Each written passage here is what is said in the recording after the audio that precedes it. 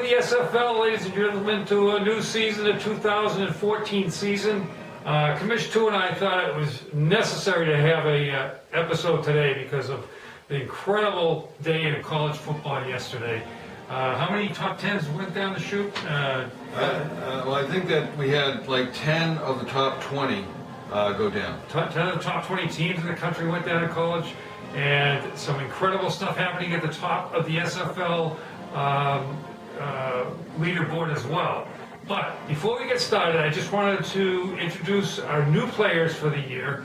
We had 4 new players come in this year, and the first one, who is number 5 currently, is Devin, who is, everyone probably knows, is my son Devin.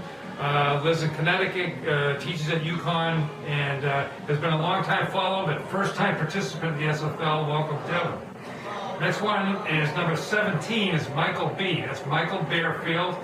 He is the nephew of Louise Kearns, our sister. Our sister and Mark Davidson. Mark Davidson, and his mother is is Mark's sister.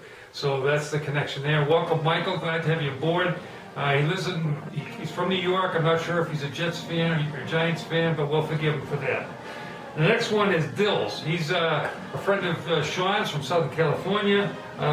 He went to USC with Sean, was in Sean's wedding, and glad to have him aboard. He had his first moment of glory, flash in the pan, so to speak, won the first week of his SFL career, and now he is number 21.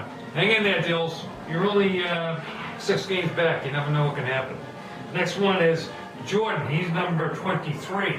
Jordan is also related to the Davidson family. So Brian, help me out with the connection with Jordan. So Jordan is married to Megan Davidson, who is the second oldest daughter of Patrick Davidson, who's Mark Davidson's brother. Okay. So they live in Kansas City, actually outside of Kansas City, but they big KU fans. Yep. Big Kansas City Chief fans and big Kansas City Royal fans. Yeah. They're having a hell of a year. Those Royals. Not KU football with, our buddy Charlie Weiss. Charlie Weiss, yeah. Charlie Weiss is gone though, so. Yeah. You are lucky to see him gone. He should be just gone from football entirely, I think. But anyways, that aside, Kansas City Royals, excellent job. I think they're going to get into the ALDS.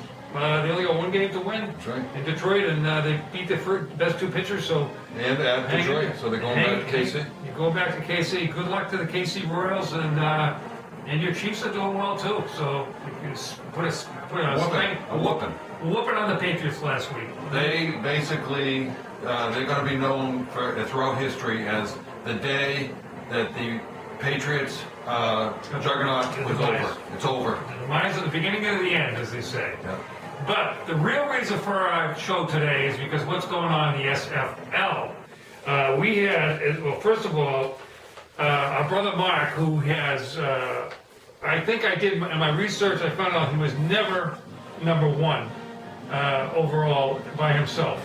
Wow. In the whole entire history. And he is the first player ever, going back to the 70s, I believe. We're doing the history now, trying to get that together. But anyways, so Mark, who has been the leader, since week 1 now? Yeah. The leader all the way through. Wire. So he's 5 weeks, this is the 5th week. This week isn't over. This is week 6. Oh, this week 6. He won the first quarter. Last week he won the first quarter. And now he's ahead by 0 games, but he has 1 weekly win, so that puts him in the top of the leaderboard. With a 32 and 23 record. That's before the pro games haven't started today yet, so we'll have to see what happens. But there are 4 people who have the same record as Mark. Mac. You gotta call him Mac. Mac. Yeah. Jim, Stephen, and Susanna also have the same record, so it is going to be tight at the top. And Susanna has that highly technical system that she's following to, that's proven to be worth its weight in gold. Yeah, and I, Brian and I are kind of rooting for our brother Mark, who he's always been middling in the SFL. I think if you looked at the analysis I did a few weeks ago, I think his best finish was like 4th, I think, back a few years ago. He's had a very few years over 500. Yeah, when he started fast, we thought, okay, we're rooting for Mac, okay? But then Steven all of a sudden asserts himself. He's tied with Mac, so I'm torn. Torn between two brothers. And, so it's going to be very exciting today to see how these programs end up. Last week, Stephen went 4-1 in college. Stephen went 4-1 this week. Last week, he went 0-5 in the pros. So who knows? Who knows what's going to happen? But it's been a very exciting year. Devin is going for Rookie of the Year. He's in 5th place right now, so he could actually be following Nick's footsteps as a rookie who wins it all. Right. The other thing I want to mention too is the Verizon team entered the top 10 this week. Joe H. and Tim at 9 and 10, doing an excellent job. But their buddy Peter lapping the rear. Peter at number 42. Peter did write. The Verizon team is kind of communicating with each other, and Peter said that he's actually gone the backwards Brian route, picking his teams and then going opposite. And that doesn't seem to help either.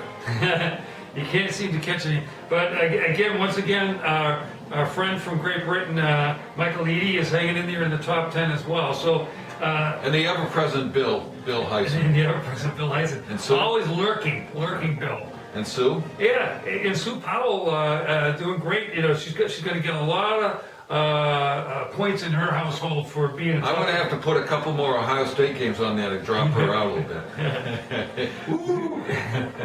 But we've been having a lot of fun with the SFL this year. Some really great competition within the SFL. How many are within 5 of the leader right now?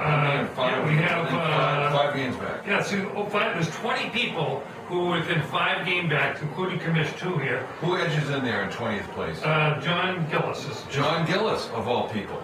No, I'm sorry, Dills. Dills is actually in there too. Oh, okay. So he's within 5 games.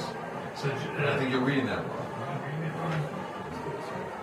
John G. John G. Yeah, I'm sorry. Yeah. So John. If John G can be this close, then anybody can. Yeah. Right, John.